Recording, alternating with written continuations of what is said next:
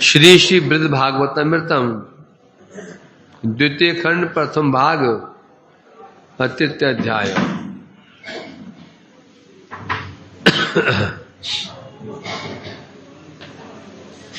ठंडा पड़ गया है, ठंडा पड़ गया। नंद किशोर जी ने और बीमार कर दिया। बोलो कैसे कैसे याद करो कैसे।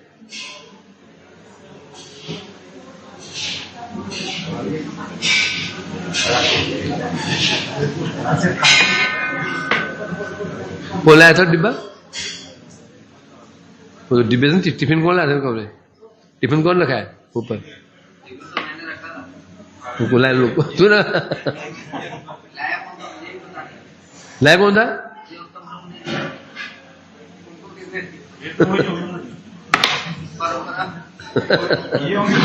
है कौन? वो हो गया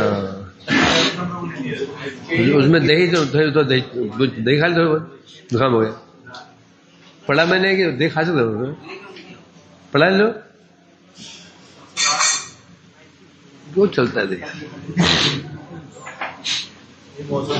मैं समझा ये लाए हैं।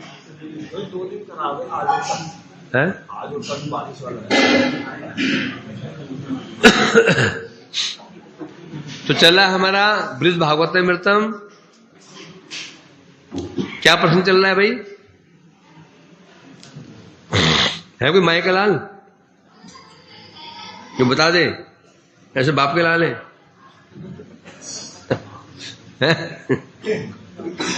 कोई माई का लाल है? बता है भाई राधर? बाप का लाल, माँ का लाल, बाप का लाल? बता क्या चल रहा है हमारा प्रश्न? सर्वश्रेष्ठ है, कीर्तन श्रेष्ठ है। यदि बाहेंद्रिया और अंतरेंद्रिया जीवा के जो वाग इंद्रिय है इसके अगर नियंत्रित हो तो स्मरण होता है, चित्त शांत होता है। तो चित्त शांत होने से भगवान का स्मरण होता है। स्मरण यहां पर दो पक्ष दिखाए गए। स्मरण को श्रेष्ठ बताया गया। दृष्टिकोण क्या है? क्या दृष्टिकोण है?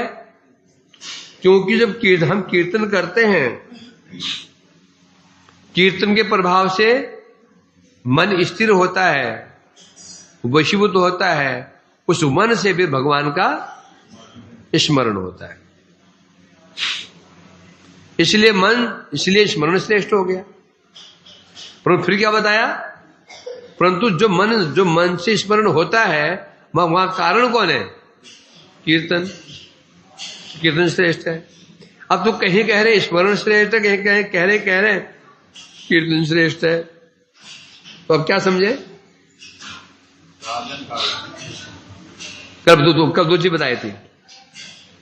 पहले जानना होगा स्मरण क्या है और ध्यान क्या है।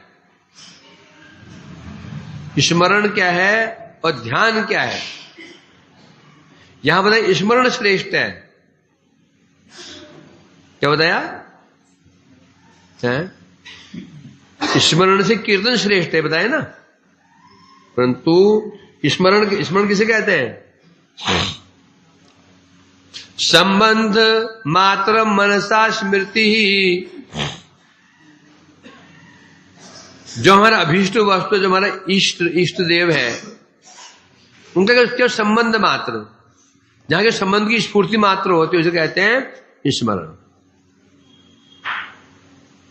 पापा क्या लगता है जी? वो मेरा पुत्र लगता है, मैं उसको पिता लगता हूं। ये स्मरण मात्र है। भगवान मेरे प्रभु, मैं उनका सेवा को इतना ये क्या है? केवल स्मरण है।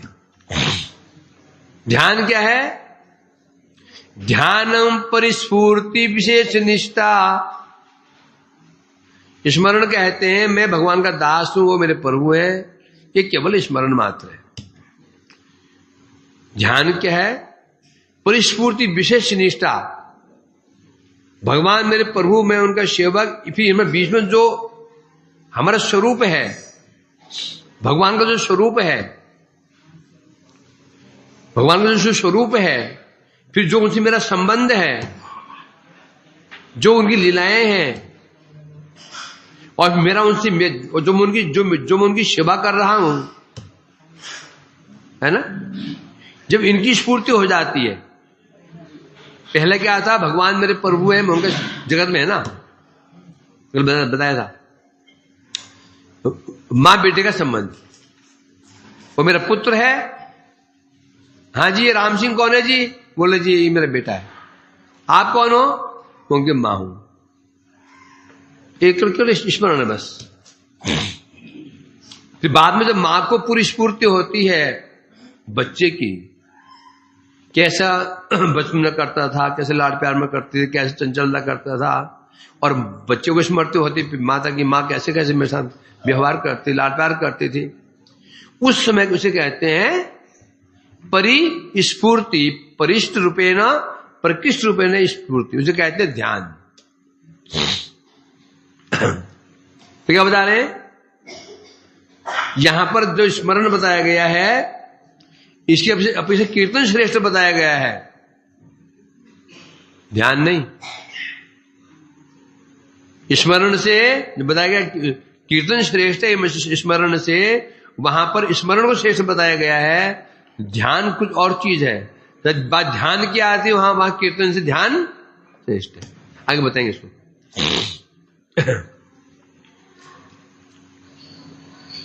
स्मरण 5 प्रकार का। पहला स्मरण, फिर धारणा, फिर ध्यान, फिर ध्रुवानुस्मृति, फिर समाधि। सामान्य स्मरण है, चलते फिरते। धारणा, अभी केवल संबंध, बस वो मेरे वो बेटा है, मैं उसकी मां हूं, ये धारणा। जो कुछ धारण करता है, उसने मुझे क्या दिया, मैंने उसको क्या दिया, मुझे उसको क्या मिला, उसको मुझे क्या मिला, ये कुछ धारणा कहते हैं। ध्यान, अब वो जिसका आप ध्यान कर रहे हैं उसके पूरी स्वरूप की स्फूर्ति, पूरे स्वरूप, दिखने में कैसा है, लंबा है, चौड़ा है, गोरा है, काला है, इत्यादि इत्यादि इत्यादि इत्यादि। परंतु ये ध्यान भी कुछ क्षण हुआ गया। ध्रुवानुस्मृति, निरंतर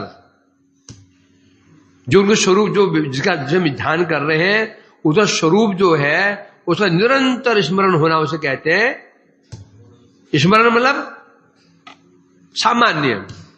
धारणा में होता है आंशिक उसका स्मरण, और ध्यान में होता है, अब ध्यान तो पूरा ही हो रहा है, उसकी केस से लेकर नाखून तक पूरा स्वरूप सामने आ रहा है, परंतु वो भी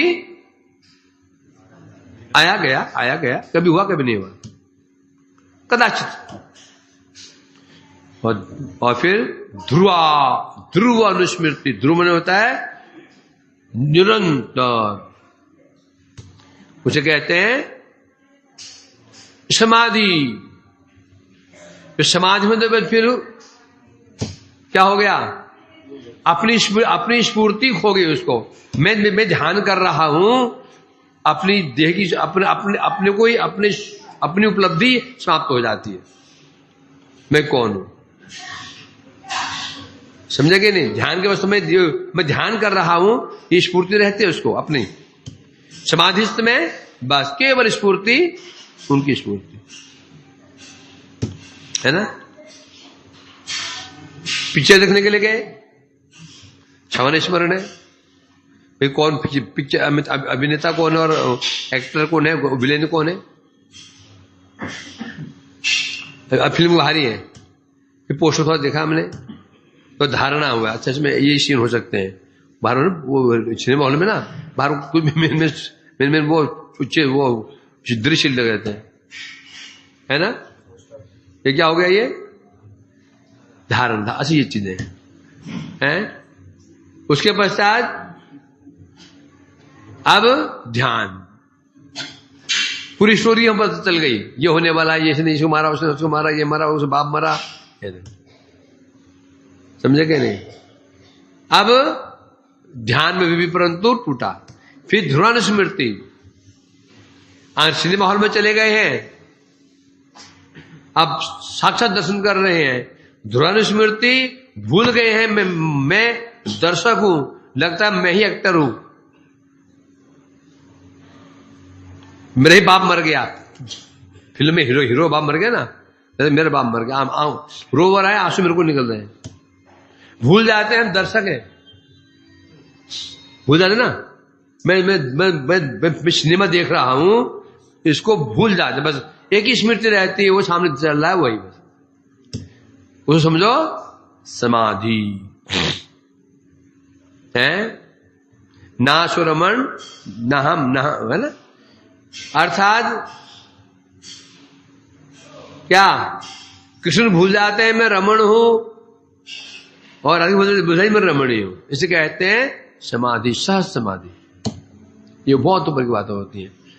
निरंतर जहां दृष्टि पड़े एक सुदेव स्फूर्ति, इसलिए कह रहे हैं।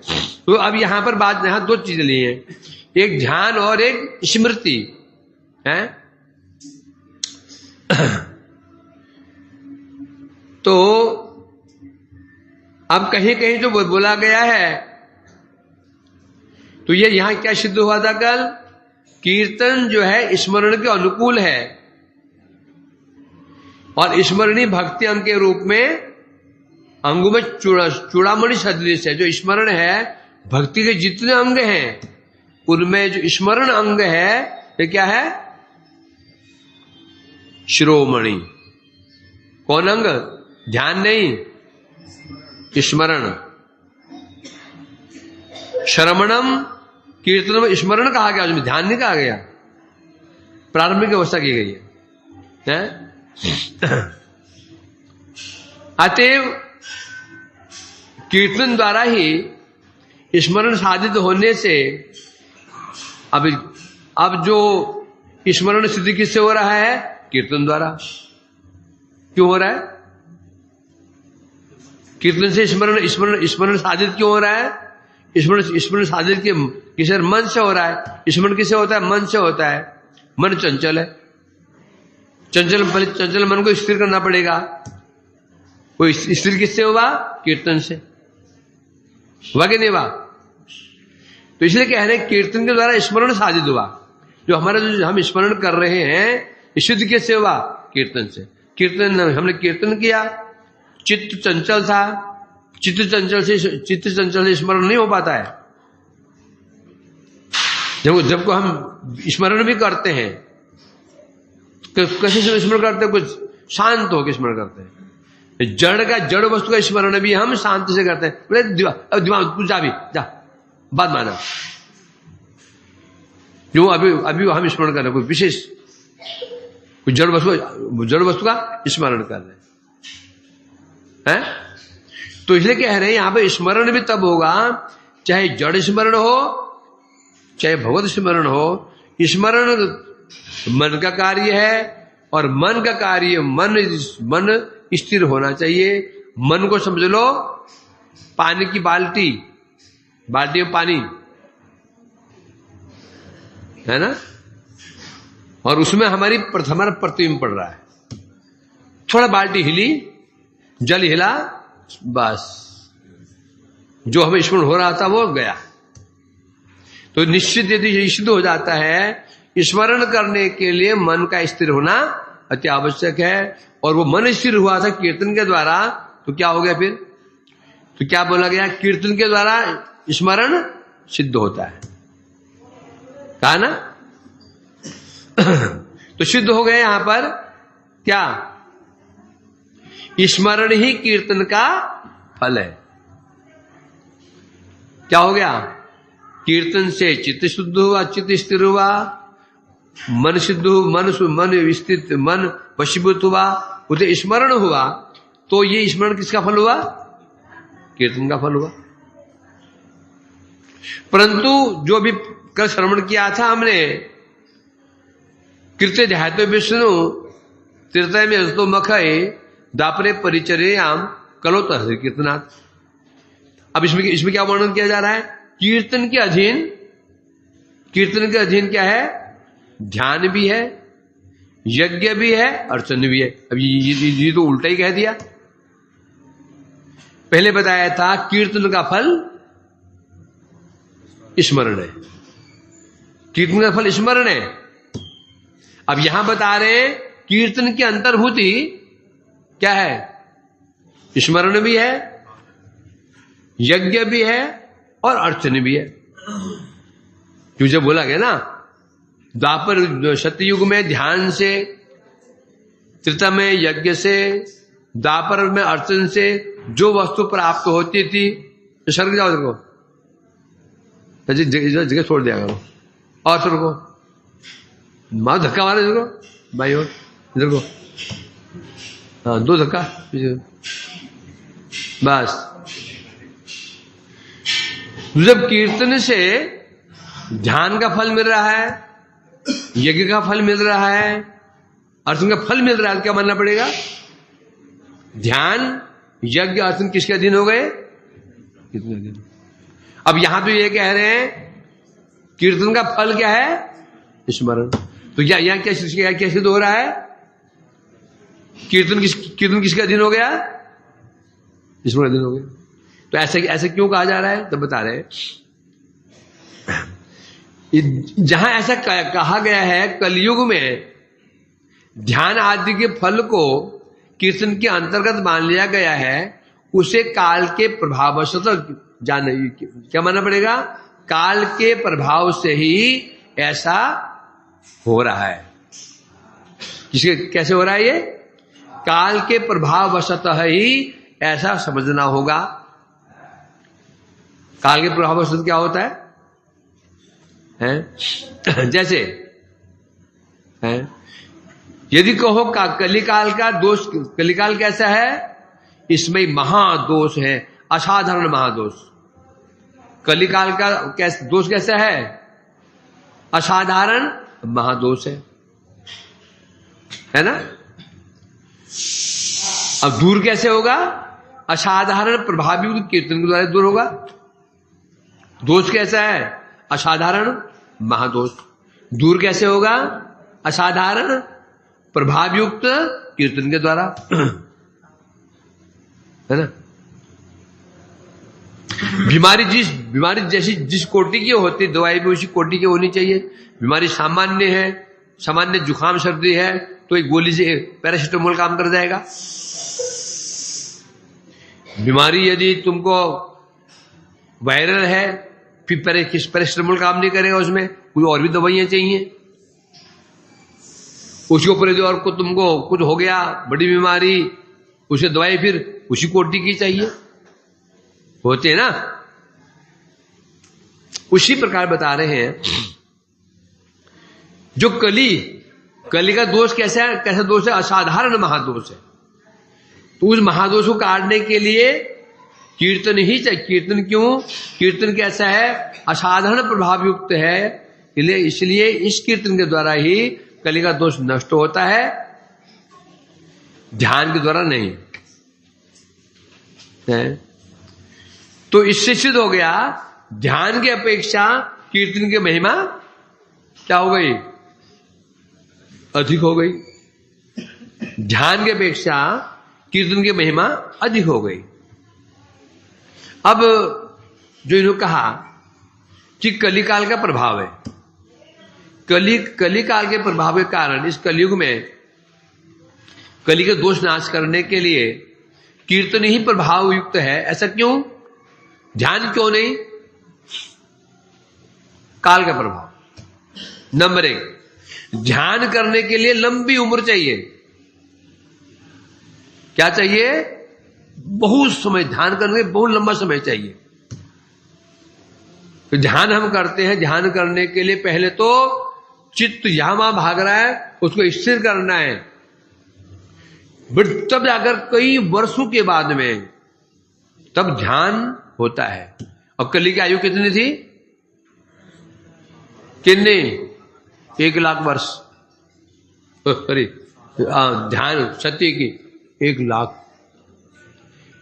इसलिए ध्यान हो जाता था। कि 60,000 साल ध्यान किया, ये 20,000 साल ध्यान किया, 20,000 साल 60,000 साल तो वो ध्यान की योग्यता आने में लग गई, और कलयुग में संभव नहीं है। समझे कि नहीं? आयु है ही 100 वर्ष। नंबर 2, ध्यान के लिए और क्या चाहिए? लंबा समय चाहिए। नंबर 2, वातावरण शुद्ध चाहिए, स्वच्छ वातावरण चाहिए, जो आजकल नहीं है। गंदे गंदे दृश्य, गंदे गंदे बातें, जो गंदी बात कानों में जाएगी, दृश्य कानों में गंदे दिखाई पड़ेंगे, तो ध्यान क्या होगा?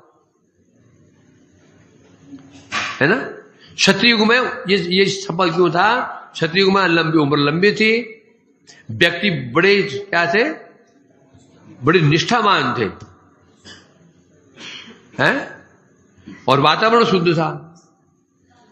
ध्यान बलवान तो है, परंतु ध्यान बलवान कम नहीं है, वो भी है, परंतु कलयुग में उसके अनुकूल वातावरण नहीं है। आग बलवान तो है, आग बलवान है, माछली बलवान है, परंतु जिस घास में आग लगा रहे हैं, आग वो घास छिली हुई है, उसमें छिलना आई हुई है, आग क्या कर लेगी? इसलिए कह रहे हैं इस कलयुग में ध्यान प्रभावित तो होते हुए भी कली का दोष दूर करने में ध्यान भी इतना समर्थ नहीं है। आया त्रेतायुग यज्ञ प्रभावी नहीं है। क्यों? यज्ञ के लिए क्या समस्या है? यज्ञों के लिए सबसे पहले तो मंत्र सिद्ध ब्राह्मण चाहिए। जो ब्राह्मण यज्ञ करवाएगा मंत्र सिद्ध होना चाहिए। मंत्र बोले देवता सामने खड़ा हो जाए, इंद्राय स्वाहा, इंद्र सामने आ जाए, हाँ जी दो है। नंबर 2, द्रव्य शुद्धि। ये द्रव्य से यज्ञ होगा, घी दूध आदि शुद्ध। नंबर 3, स्थान की शुद्धि, पात्रगत शुद्धि, द्रव्यगत शुद्धि और स्थानगत शुद्धि। और त्रेतायुग में था। अब ना तो द्रव्य शुद्धि है, दूध पर किसका है भगवान जाने, ऊंट का है कि गधे का है, वो ठीक थोड़ी है, बकरी का है। ये तो भी दूध है, ऐसे नहीं कि वो कपड़ा धोते नहीं, किससे कपड़ा क्या है? वॉशिंग पाउडर निर्मा से बना हुआ है, क्या मिला उसमें? घी है, चर्बी का है कि पता नहीं। पहले तो द्रव्य शुद्धि है, फिर ब्राह्मण मंत्र सिद्ध नहीं है, ब्राह्मण का मंत्र सिद्ध नहीं है, ब्राह्मण मंत्र सिद्ध है ही नहीं है। नंबर 3, स्थान शुद्ध नहीं है, स्थान कहां पर शुद्ध है? तो इसलिए इस कलयुग में यज्ञ भी जो महाप्रभावशाली था, एक कली का दोष दूर करने के लिए वो भी वहां पर वो समर्थ नहीं हो पाए।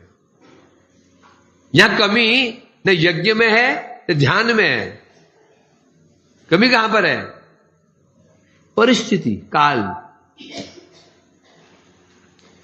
कहां पर है कमी? काल का प्रभाव है, ये कली काल है। ऐसे अड़चन द्वापर युग में तब संभव था, है? मन काफी हद तक मन में स्थिर रहने वाला था, निष्ठाएं भी थी। कली में वो भी निष्ठा खत्म, इसलिए अड़चन भी संभव नहीं है? इसलिए अब एक ही बचता है क्या? जो इस कली के दोष को दूर कर सकता हुआ है संकीर्तन, कीर्तन, जिसके लिए ना तो आयु का विचार, न समय का विचार, ना शुद्धि का विचार, ना अशुद्धि का विचार आया है। इसलिए कह रहे हैं न देश नियमत तस्मिन, न काल नियमत तसा, न उचिष्टादो हरे नाम लुब्ध। हे लुब्धक है, जो भगवान का नाम है,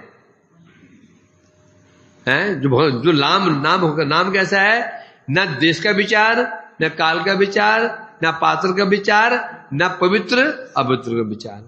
इसलिए कह रहे हैं यहां पर, जहां ये कहा गया कीर्तन के अंतर्गत सब तीनों चीजें हैं, ये काल के प्रभाव वशता कहा गया है। नहीं तो वही कम बलवान वो भी नहीं है, बलवान तो वो भी नहीं है, बलवान तो वो भी है, महाबलवान है, बड़ा रेसलर है। अब जब कुश्ती लड़ने के लिए गया सब सब वहां पर सब उसको जो शुरू है, जो है ना दर्शक हैं, जो विरोधी हैं, वो कुश्ती लड़ा, उसको उत्साह तो क्या बनाएंगे, हाय हाय आया कर रहे हैं उसको।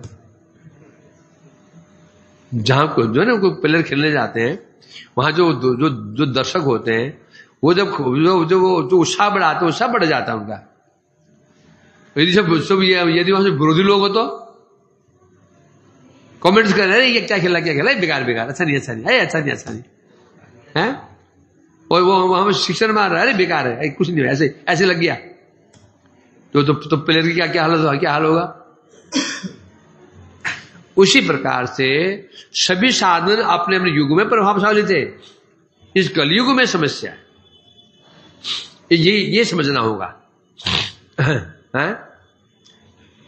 इसलिए कलयुग का जो महादोष है, ध्यान यज्ञ अर्चन से दूर नहीं होगा। क्यों नहीं होगा?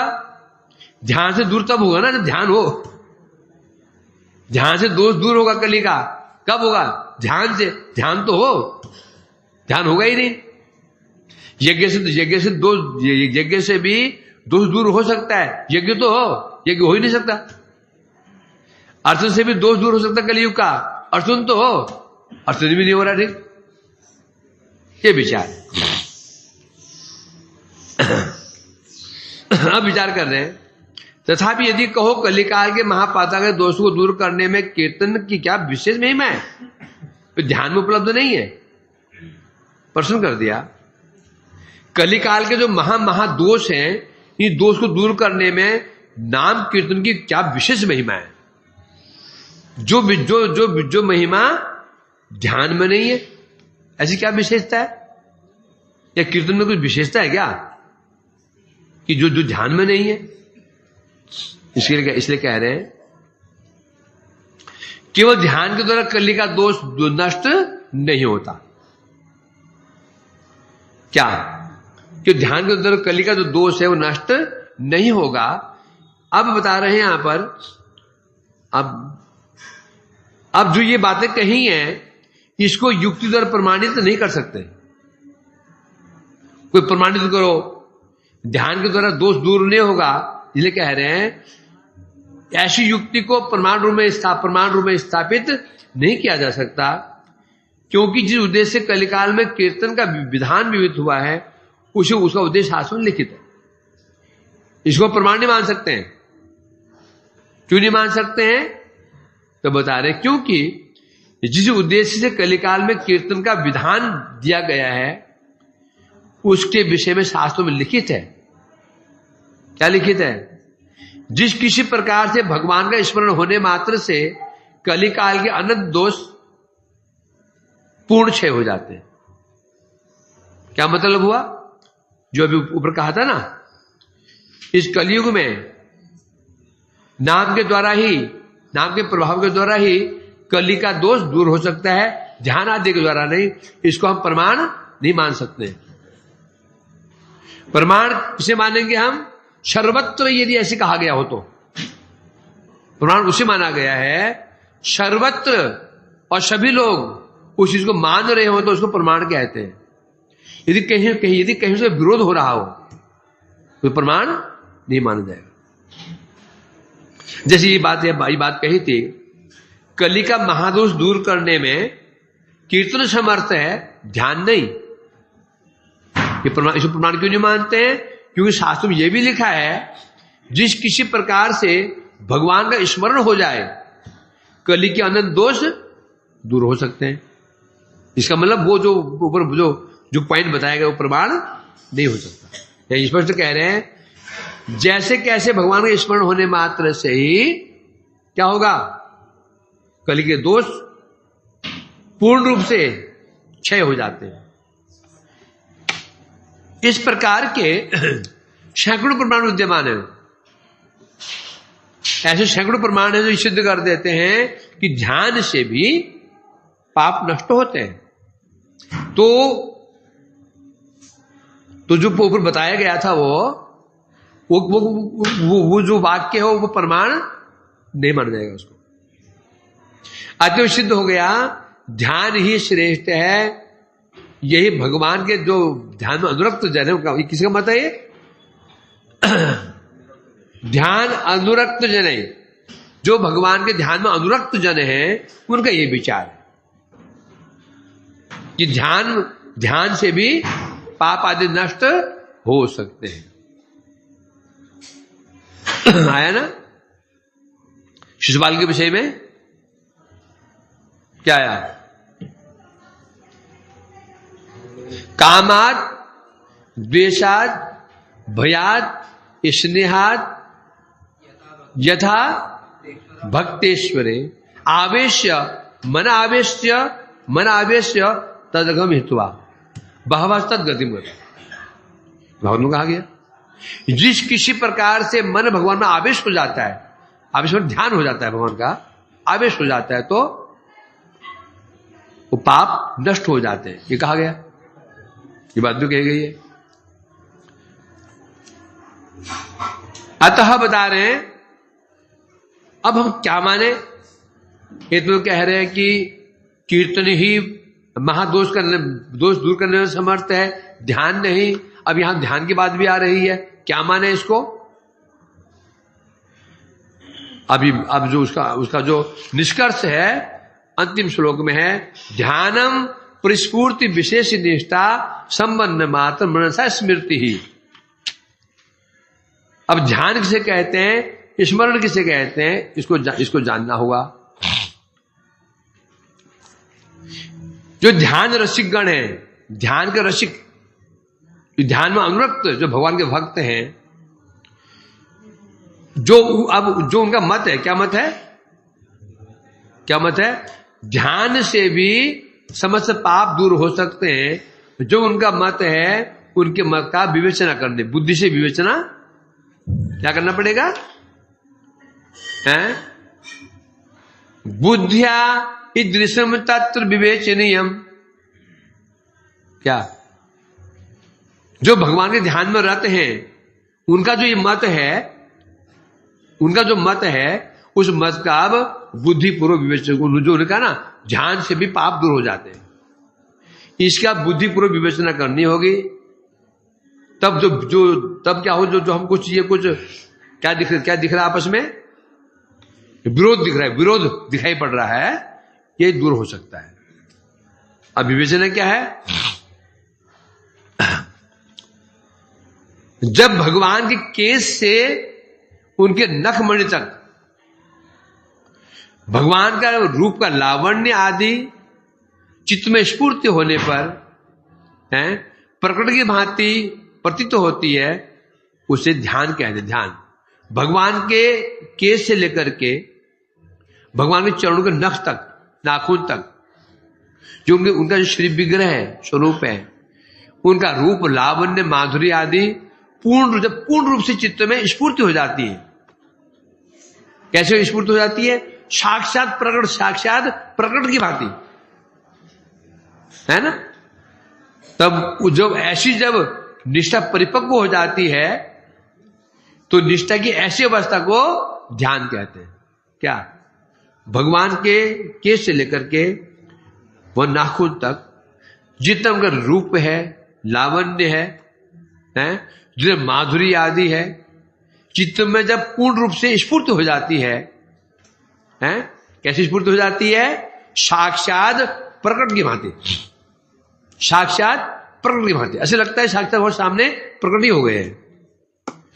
तो जब निष्ठा ऐसी परिपक्व हो जाती है, निष्ठा की परिपक्व अवस्था को ही कहते हैं ध्यान।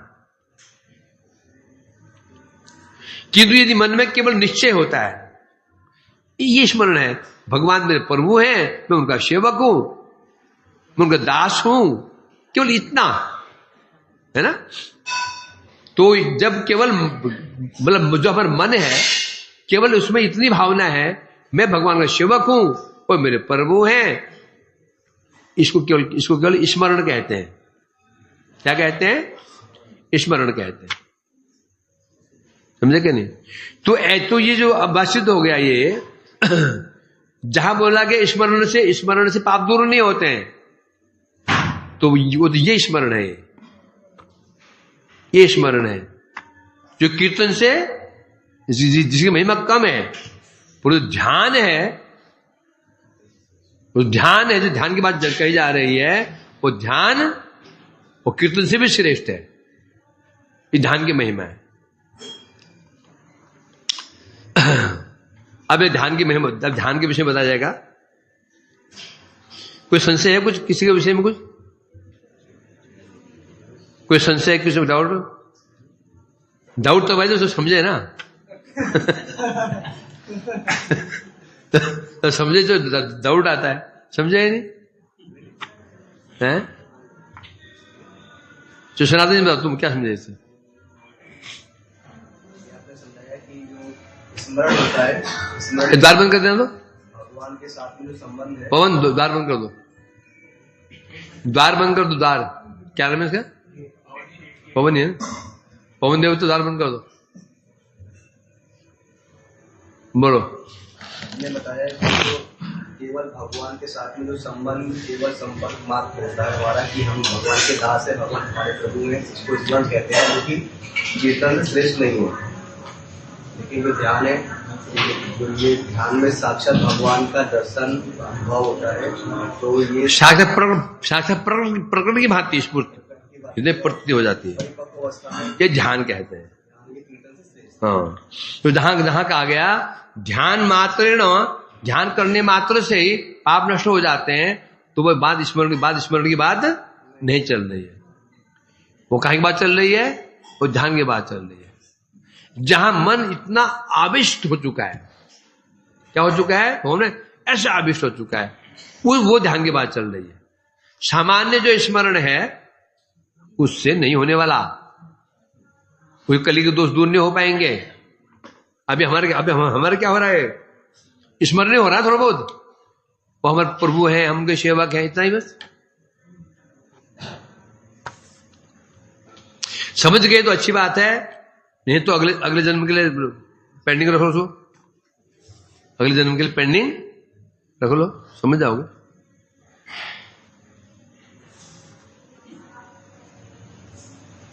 आगे चलते हैं।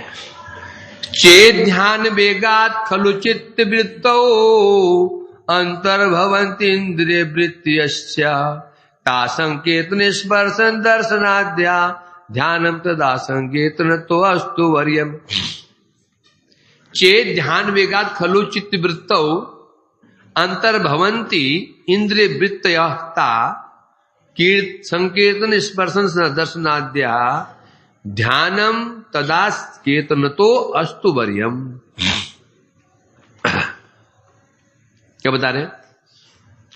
ध्यान चेत माने यदि, ध्यान वेगात, इस ध्यान के वेग से, वेग वशतः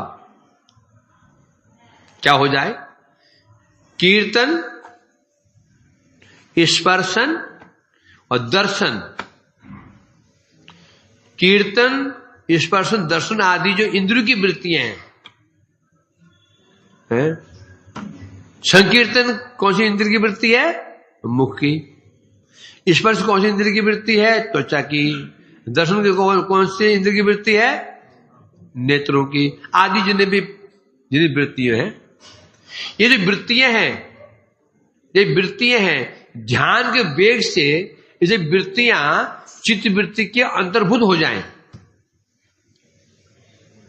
ध्यान का ऐसा इतना स्ट्रॉन्ग ध्यान हुआ, ऐसा ध्यान का वेग हुआ, उस वेग में हमारे चक्षु, कर्ण, नासिका, जिह्वा, त्वचा जो इंद्रिय की वृत्तियां हैं, वृत्ति मतलब आंख की वृत्ति दर्शन, कान की वृत्ति श्रवण शब्द, नाक की वृत्ति आघ्राण आदि आदि जो होती है, जब ये जो इंद्रिय की वृत्तियां हैं सब किसकी वृत्ति के अंदर आ जाए?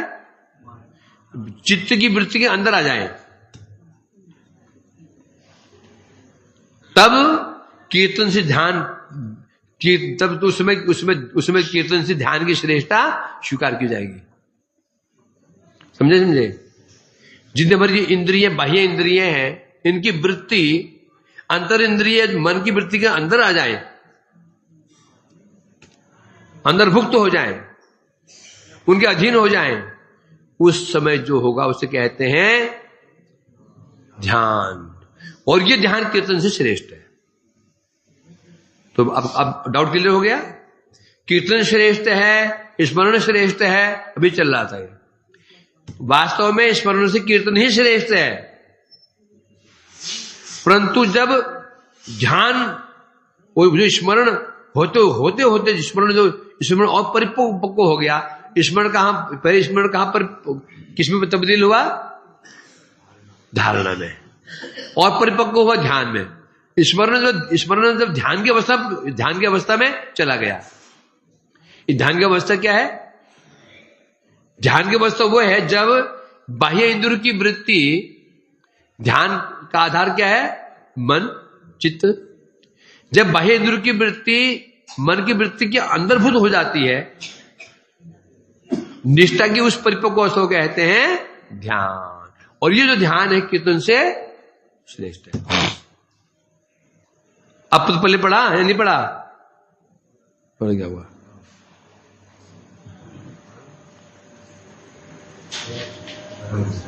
है? पढ़ गया। इस प्रकार से कीर्तन आदि की तुलना में ध्यान की श्रेष्ठता को अभ्युपगम न्यायानुसार अंगीकार करके श्लोक में कह रहे हैं। अब कीर्तन से ध्यान श्रेष्ठ क्यों है, इसको एक न्याय के अनुसार इस श्लोक में कह रहे हैं। अब भी है उपगम, अर्थात कीर्तन के ध्यान के अंदर जितनी वृत्ति इंद्रिय वृत्तियां हैं वो उनके अंदर आ जाती हैं। ये जो इसे कह रहे हैं, जब ध्यान इतना प्रबल ध्यान हो जाता है, ध्यान इतना प्रबल हो जाता है, ध्यान प्रबल क्या हुआ? पहले स्मरण हुआ, स्मरण और परिपक्व हुआ धारणा, अब और प्रबल हुआ ध्यान। स्मरण मतलब क्या हुआ कि यार ये याद है बस मैं भगवान दास हूं, तो मेरे प्रभु सामान्य खा रहे पी रहे चल रहे फिर रहे, हमें कौन हो भाई? भगवान दास है। मोबाइल देखते हुए हाँ दास है, ठीक है। ये क्या है? स्मरण है। धारणा, मोबाइल को कान से हटा लिया, अब सोच रहे हैं उसको। धारणा, ध्यान और जेब में रख लिया, तो अभी ऑन है वो। क्या है? अभी ऑन है। समझे क्या? नहीं ध्यान, उसके ऊपर फिर ध्यान में ऐसे अनुरक्त हो गए, वो बैटरी खत्म हो गई उसकी, क्या डिस्चार्ज हो गया। ये ले कह रहे हैं यहां पर क्या बता रहे हैं? ध्यान के प्रबल वेग से वाणी, त्वचा, नेत्र, कर्ण, नासिका, जितनी ये हमारी इंद्रियां हैं, इनकी वृत्तियां कीर्तन, स्पर्श, दर्शन और श्रवण, आघ्राण, रस आस्वादन, जितनी वृत्तियां हैं स्वाभाविक रूप में, ये सब वृत्तियां जब मन के अंदर आ जाती हैं, चित्त में प्रकाशित हो जाती हैं, अर्थात ध्यान में ही भगवान का कीर्तन, ध्यान में कीर्तन चल रहा है, ध्यान में ही स्मरण हो रहा है, ध्यान में दर्शन हो रहा है, ध्यान में ही क्या हो रहा है? आघ्राण हो रहा है। चरणों में तुलसी चढ़ी, भगवान तुलसी चढ़ी हुई है, ध्यान में ही उसकी सुगंध ले रहे हैं, और ध्यान में ही रसास्वादन हो रहा है भगवान का अमित का, ध्यान में ही प्रभु का स्पर्श हो रहा है, स्पर्श ध्यान में ही है ना।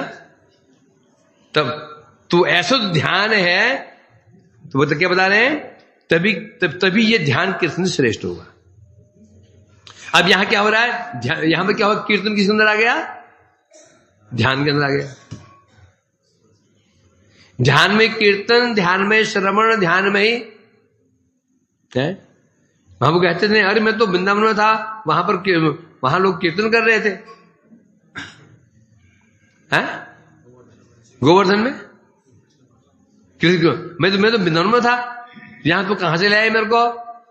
मैं तो देख रहा था कि मैं तो कृष्ण बांसुरी बजा रहे थे, मैं सुन रहा था। अभी क्या ध्यान में क्या हो रहा है? ये श्रवण हो रहा है? ध्यान में ही दर्शन तो होना नॉर्मली है।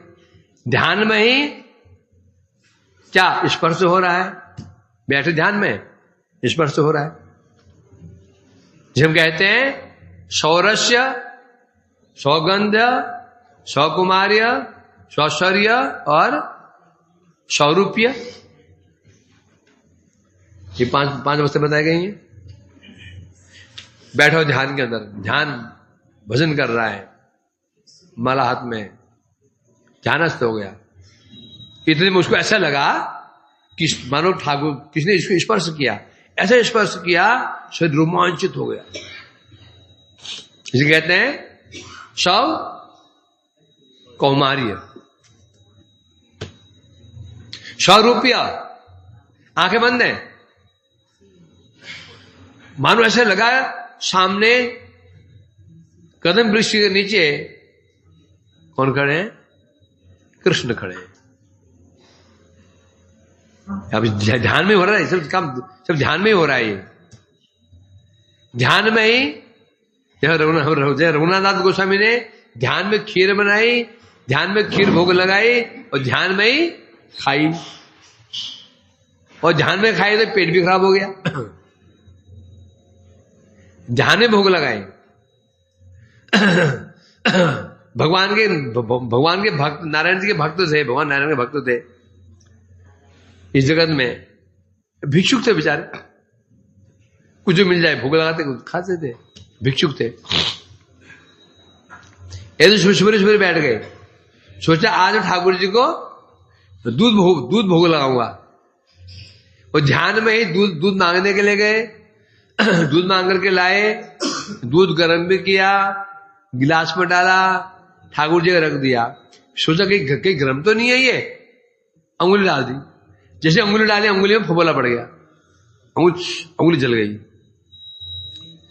भगवान ऊपर बैकुंठ में हंस पड़े।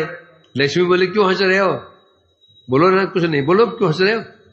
देखो मेरे भक्त ध्यान में ही दूध आया, ध्यान में दूध गर्म किया, ध्यान में उसको गर्म है कि नहीं कि मुझे कष्ट ना हो, आजमाने लगा, तो अंगुली जल गई। ये ध्यान में हो रहा है। ये क्यों बताया जा रहा है? ध्यान कोई काल्पनिक नहीं है, ये कोई काल्पनिक हो गई। काल्पनिक होती तो रघुनाथ दास गोस्वामी में पेट खराब कैसे होगा? हमें कल्पना हमारी होती है, कल्पना हमारी होती है, हैं? गई दुकान के पास, मिठाई की दुकान के पास में, वनी मन खूब मिठाइयां खा ली, तो फिर तू क्या पेट भरता है? हैं? फिर जो रियल मिल जाए तो गलब लेते हैं। यदि देख के मनी मन खाने पेट भर जाता, क्या लक्षण है? फिर रसगुल्ला प्रत्यक्ष ले आते तो नहीं और नहीं, बस हो गया। प्रत्यक्ष होता नहीं, हमारी कल्पना है। कल्पना किसे कहते हैं? जो सत्य नहीं होती। जो जादूगर अपने जादू के प्रभाव से कई चीजें बना देता है? एक बार है ना, ये पागल बाबा जो थे, ये कुछ सिद्धियां जानते थे, तो सिद्धियों से अनेक कुछ ये मतलब कि प्रकाशित कर, मतलब कि बना रहे थे। तो बंगाल के जादूगर था पीसी सरकार, इसका जो है, इसका बाप जो था पीसी सरकार, वो वैसे मिलने के लिए आया। उसने कहा देखिए आपकी सिद्धि अच्छी बात है, पर सिद्धि के बल पर जो आप लोगों को प्रभावित कर रहे हैं ये ठीक नहीं है। सिद्धि अच्छी बात है, अब अपने रखो उसको, सिद्धि दिखाने क्यों? तो फिर आप मुझमें क्या अंतर रह गया? मैं तो जादूगर हूं, मेरा प्रोफेशन है, मैं सिद्धि दिखाऊंगा, मेरा अपना जीवन निर्वाह होता है। आप तो साधु है, आपको सिद्धि दिखानी चाहिए। तो उन्होंने हाथ बढ़ाया तो उसमें मिठाई के प्लेट, हाथ में मिठाई की प्लेट आ गया। तो पिछली सरकार ने हाथ बढ़ाया, उस हाथ में रसगुल्ले आ गए। और क्या कर सकते? तो कल्पना होती है, ध्यान होता है। ये ध्यान कल्पना नहीं है, ये ध्यान सत्य है। यदि ऐसी ध्यान कल्पना होता तो रघुनाथ उसमें हाथ जलता नहीं, उनका पेट खराब नहीं होता, उस भक्त का हाथ जलता नहीं। ये क्या है? ये वास्तविक है। ऐसा जो ध्यान है, ये इस ध्यान के अंतर्गत जितनी हमारी इंद्रिय वृत्तियां हैं, चाहे वो दर्शन हो, चाहे स्पर्शन हो, चाहे कीर्तन हो, चाहे अघ्राण हो, चाहे स्पर्शन हो, सब आ जाते हैं। तो इससे दो श्रेष्ठ कौन हुआ? ध्यान श्रेष्ठ हो गया इसके अनुसार। प्रीत्रिय तो यश सुखं जेना सम्यक भवे तद रसिकस्य तस्य तत्साधनम श्रेष्ठतमं सुसेव्यम सद्भिर्मतं प्रत्युसाद्य रूपम। क्या छूट गया? क्या बोला? छूट गया? बोल गया? अच्छा वो टाइम हो गया बोला है।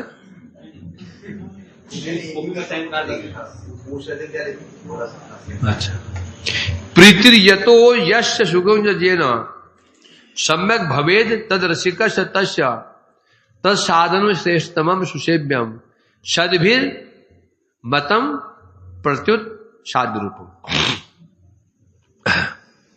अब देखो कैसे कर्मशः बाद वाले श्लोक में पहले श्लोक के जो संदेह दूर हो रहे हैं। हम क्या बता रहे हैं? प्रीतिर्यतो यश, जिसकी प्रीति जिस भक्ति अंग में है, सुखं च तेन, क्या बता रहे? जिसकी जैसी साधना में प्रीति हो, भली भांति प्रीति हो, प्रीतिर्यतो है, या जिस साधन से उसको सुख की प्राप्ति हो, सम्यक भवेद रसिकस्य, क्या? जिस रसिक की जिस साधना में प्रीति और रुचि हो, उसमें तो सुख प्राप्त होता हो, तत्साधनम, उसके लिए वही साधन श्रेष्ठ है।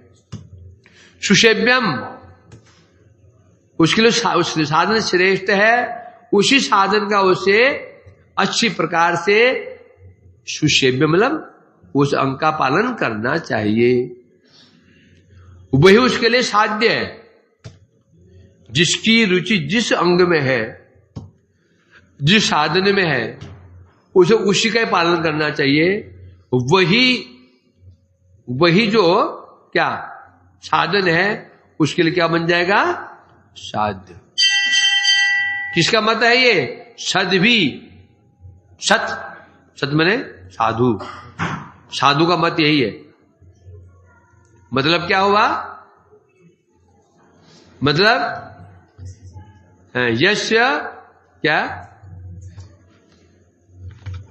जिसके से अधिकार निष्ठा होती है, वैसे उसको चेष्टा करनी चाहिए। सबसे अधिकार है या निष्ठा सगुण परिकीर्तित, बस उसके लिए वही साध्य है, उससे आगे बढ़ जाएगा वो। ये नहीं है कि जी ध्यान श्रेष्ठ है तो कीर्तन छोड़ दो, ध्यान करने लग जाए। तो क्या सुना? ध्यान श्रेष्ठ है, अब माला बंद कर दी, अब ध्यान ही करेंगे, बोलते नहीं होगा। वांछा कल्पतरु